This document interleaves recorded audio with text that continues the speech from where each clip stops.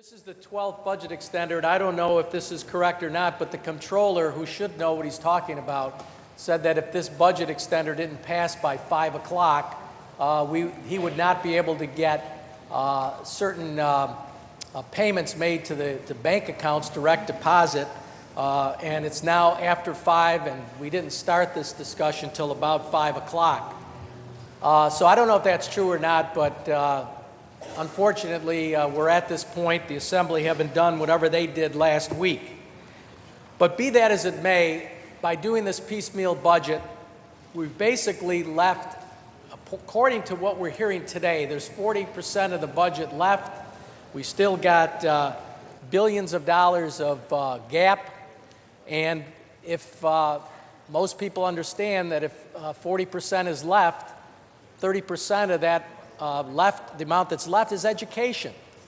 And if the Assembly and Senate majorities are having difficulty cutting $1.4 billion, they're certainly not going to cut $4 or $5 billion to close that gap in that area, because that's all that really remains, the only major item that remains.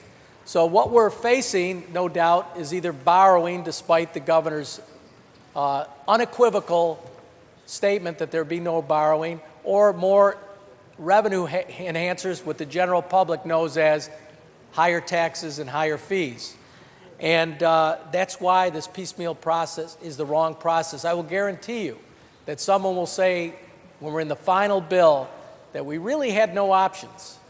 And if that's the case, we really had no options only because we did the budget piecemeal by this process, which is the bad process, which will be discussed in some of the more specific bills. For example, I just want to mention one of them. One of the big issues is whether there's going to be wine in grocery stores. But we don't have anything in any of these bills that say we're going to do it or we're not going to do it. But in 6600-C that we're going to be dealing with shortly, there is funding for 20 new staff members associated with the governor's wine and grocery store initiatives.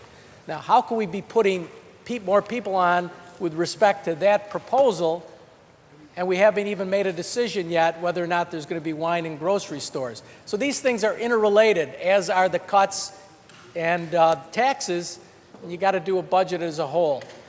But be that as it may, despite the piecemeal process that we're going through right now, I am going to be voting no. I just don't see how this process is going to result in anything other than taxes and fees and borrowing. Those are the only real choices, with the education part of the budget the last one.